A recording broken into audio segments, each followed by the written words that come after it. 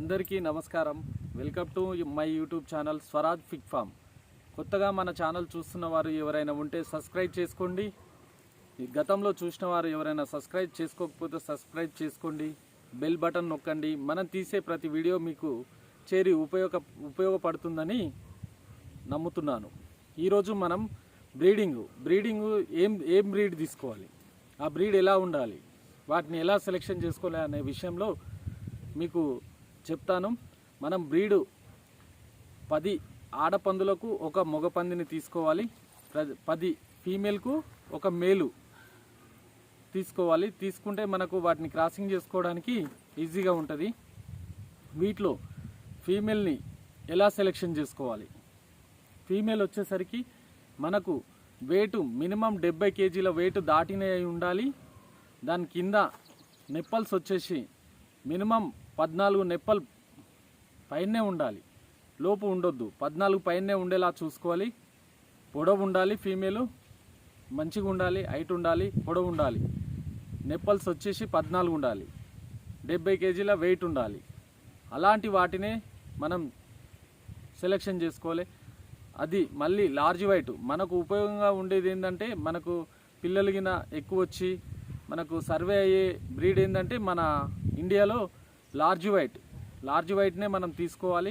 ఇప్పుడే మనం బ్రీడింగ్ మీద ప్రయోగాలు చేస్తా అంటే కాదు, ముందు మీకు అనుభవం వచ్చిన తర్వాత, పిగ్ ఫామ్లో అనుభవం వచ్చిన తర్వాత మీరు ఎలాంటి ప్రయోగాలు చేసినా పర్వాలేదు. కానీ ఫస్ట్ అయితే దాని మీద నాలెడ్జ్ పెంచుకోవడం కోసం మీరు లార్జ్ వైట్ని సెలెక్షన్ చేసుకోండి. లార్జ్ వైట్ సంబంధించిన ఫీమేల్స్నే తెచ్చుకోండి, లార్జ్ వైట్కి సంబంధించిన మేల్స్నే తెచ్చుకోండి. వాటితోటే మీరు క్రాసింగ్ చేయించుకొని పిల్లలు తీసుకోండి. ఇది ఇంకోటి, మనము లార్జ్ వైట్ చూసుకున్నాము, నెప్పల్స్ బరాబర్ ఉన్నాయి, తీసుకున్నాము, వచ్చిన తర్వాత మనం బ్రీడింగ్ అయిపోయింది, క్రాసింగ్ చేయించుకోవాలి. క్రాసింగ్ అంటే ఏం చేయాలి? మన ఎనిమల్స్ని అన్నీ తీసుకొచ్చి ఒకే క్యాబిన్లో ఉంచుతాం. మనం ఒక యూనిట్ తీసుకొని వచ్చినాం, 10 ఆడయి ఒక మేల్ తీసుకొచ్చుకున్నాం. మేలుని మనం ఏమని చెప్పినాం? మేల్కి వచ్చేసి సపరేట్ క్యాబిన్ ఉండాలి. మేల్ క్యాబిన్ వచ్చేసి 70 ఫీట్స్ ఉండాలి, 7 ఫీట్ల వెడల్పు, 10 ఫీట్ల పొడవు, 70 ఫీట్లు ఉంటుంది. ఎప్పుడైనా మనం మేల్ దగ్గరికి ఫీమేల్ని తీసుకురావాలి. కానీ అన్నీ ఒక గుంపులో తోలేసి ఈ మేల్ని తీసుకెళ్ళి ఫీమేల్లా కలిపేస్తామంటే అది కాదు పద్ధతి. ఏ ఫీమేల్ అయితే హీట్కి వచ్చిందో ఆ ఫీమేల్ని తీసుకొచ్చి దాని క్యాబిన్లో వదిలేసేయాలి. దీంట్లో ఏంటిదంటే దాని క్యాబిన్ కాబట్టి అది రాజాలాగా ఉంటుంది. అలా దానికి ఎలాంటి ఇబ్బంది ఉండదు, ఎలాంటి భయం ఉండదు, హ్యాపీగా క్రాసింగ్ జరిగిపోతుంది. క్రాసింగ్ అంటే మినిమం వచ్చేసి ఒక ఫీమేలు హీట్కి వచ్చింది, అది హీట్కి వచ్చిన తర్వాత 3 డేస్ ఉంటుంది హీటు, 48 అవర్స్ ఉంటుంది హీట్ వచ్చేసి.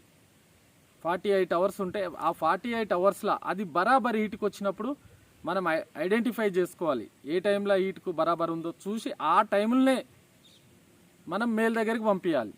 మేల్ దగ్గరికి పంపించిన తర్వాత మినిమం అది 300 సెకండ్లు ఫీమేల్ మీద నిలబడి ఉండాలి. మినిమం 300 సెకండ్లు, 6 నిమిషాల టైము ఫీమేల్ పైన అది నిలబడి ఉంటేనే మనకు 99% క్రాస్ అయినట్టుగా, ఫీమేలు కట్టినట్టుగా మనకు కన్ఫర్మ్ చేసుకోవచ్చు.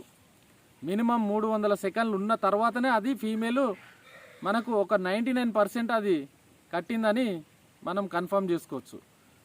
ఇది ఆ తర్వాత అది క్రాసింగ్ అయిపోయింది. క్రాసింగ్ అయిపోయిన తర్వాత దాన్ని ఏం చేయాలి? మళ్ళీ మనకు తెలవడానికి 21 డేస్లో అది కట్టలేదనుకోండి, మళ్ళీ హీట్కి వచ్చేస్తుంది.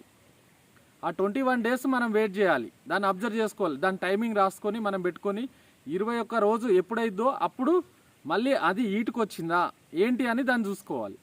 ఒకవేళ హీట్కి రాలేదనుకోండి, అది కట్టినట్టు, హీట్కి వచ్చింది అనుకోండి, మళ్ళీ దాన్ని తీసుకొచ్చి మేల్ దగ్గర, అప్పుడు 2 మేళ్ళు ఉంటే 2 మేల్స్ దగ్గరికి పంపించాలి. అది ఏ టైంలో హీట్కి వచ్చిందో దాన్ని చూసి మనం 2 మేళ్ళ దగ్గర పంపించినాం అనుకో, అప్పుడు 99% కూడా అవుతుందన్న నమ్మకం ఉంటుంది. ఒకవేళ అలా కాలేదు, ఆ ఫీమేల్ కాలేదనుకోండి, దాన్ని ఎమ్మటే నెక్స్ట్ టైం కటింగ్కు పంపించేసేయాలి, అయిపోద్ది. అదండి ఇది క్రాసింగ్ విషయం. క్రాసింగ్ అయిపోయిన తర్వాత క్రాసింగ్కి ఇచ్చే ఎనిమల్స్కి ఏంటిది అని అంటే, దాన్ని మనం క్రాసింగ్ అయింది దాని టైం రాసుకొని పెట్టుకోవాలి. ఏ రోజు క్రాసింగ్ అయింది ఆ టైమింగ్ వేసుకొని 100 రోజుల వరకు దానికి మనం మామూలుగా ఫీడ్ ఇచ్చుకుంటే వెళ్ళిపోయిన తర్వాత 100 రోజుల